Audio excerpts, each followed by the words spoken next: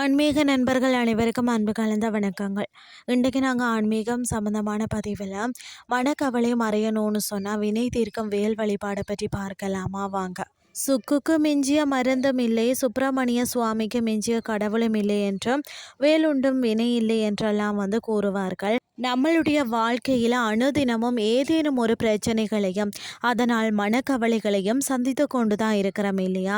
இந்த பிரச்சனைகளும் கவலைகளும் தீரணும்னு சொன்னால் செவ்வாய்க்கிழமைகளில் முருகப்பெருமான வணங்கினால் போதும்.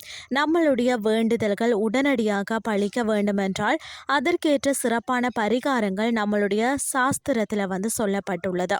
செவ்வாய்க்கிழமையில் வீட்டு பூஜை அறையை போன்றவற்றை சுத்தம் செய்த முருகன் படத்திற்கு வாசனை மலர்களால் மாலை சாற்றி அவருடைய வேலை சுத்தம் செய்து அதனை வழிபாடு செய்யலாம்.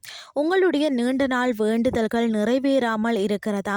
இறைவனை நினைச்சு இந்த வழிபாட்டை நீங்கள் நம்பிக்கையோடு செய்து பாருங்கள், நிச்சயம் நல்ல பலன் கிடைக்கும்.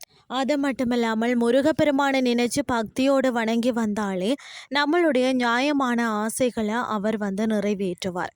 குடும்பத்தில் நீண்ட நாட்கள் இருந்து வந்த பிரச்சனைகள், கடன் தொல்லைகள், நோய்கள் தீரணும்னு சொன்னாலும், பிரிந்த தம்பதியினர் ஒன்று சேரணும், காதல் கைகூடணும், மற்றது திருமண தடை அகலணும். இந்த பரிகாரத்தை 21 வாரங்கள் பார்த்தீங்கன்னா செய்து வந்தாலே கண்டிப்பாக இறைவன் அருள் புரிவார். இப்போ வாங்க வேல் பூஜையை எப்படி செய்கிறதுன்னு சொல்லி பார்க்கலாம்.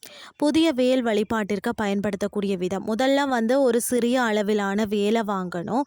இதனை நாம் நேரடியாக வாங்குறத விட நம்மளுடைய குரு அல்லது வீட்டில் இருக்கிறவங்க பெரியவங்க மூலம் வாங்கலாம். அந்த வேலுக்கு மஞ்சள் குங்குமம் எல்லாம் வச்சுட்டு அதுக்கு பிறகு ஒரு சொம்பை எடுத்துக்கொள்ளுங்கள். இந்த சொம்பை சுத்தம் செய்து மஞ்சள் குங்குமம் வச்சு அதனுள் விபூதியை நிரப்பணும். இப்பொழுது இந்த வேல் விபூதிக்குள் சொருக வேண்டும். அதற்கு பிறகு பூக்களை வேல் மீது சுற்றி அலங்காரம் செய்யணும். அதற்கு பிறகு உதிரி பூக்களை எடுத்து ஓம் முருகா என்று கூறி பூக்களை வச்சு அர்ச்சனை செய்யணும். இவ்வாறு 108 முறை அர்ச்சனை செய்யணும்.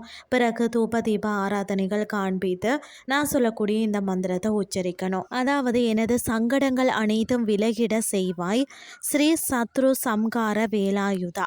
நவக்கிரகங்கள் 9 நன்மையை அருளச் செய்வாய் ஸ்ரீ சத்ரு சம்கார வேலாயுதா.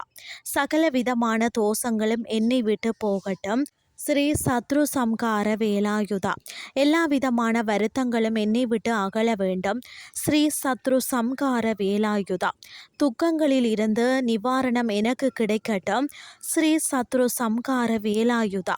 என்னுடைய தாபங்கள் தீர்ந்துவிட அருள் செய்வாய் ஸ்ரீ சத்ரு சம்கார வேலாயுதா.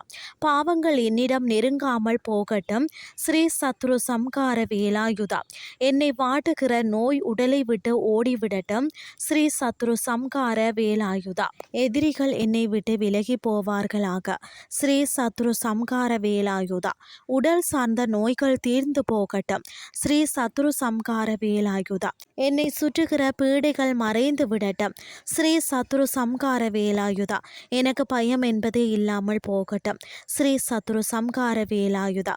ஸ்ரீ சத்ரு சம்கார வேலாயுதா ஸ்லோகத்தை தொடர்ந்து 9 செவ்வாய்க்கிழமைகள் தோறும் சொல்லி வழிபட்டு வந்தாலே வேலாயுதத்தின் சக்தியால் நம்மளை சுற்றி இருக்கக்கூடிய அத்தனை பிரச்சனைகளும் நீங்கி நமக்கு நல்ல ஒரு பாதை பிறக்கும். காரிய தடைகள் விலகி திருமணம் கைகூடும், குழந்தை பேரு கிடைக்கும், கல்வியில மேன்மை, மனம் பயம் நீங்கி வலிமை உண்டாகும், வியாபாரத்துல லாபம், பில்லி சூனியம், நவகிரக தோஷங்கள் நீங்கும். வெற்றிவேல் வீரவேல் என முழங்கும் இடத்துல வேலின் ஆற்றலும் முருகனின் ஆசையும் அனைவருக்கும் கிடைக்கட்டும்னு சொல்லி கூறிக்கொண்டு இன்றைய ஆன்மீகம் சார்ந்த பதிவை நிறைவு செய்து கொள்கிறேன். இதே மாதிரி மற்றும் ஒரு ஆன்மீகம் சார்ந்த பதிவோடு உங்களை சந்திக்கிறேன். நன்றி.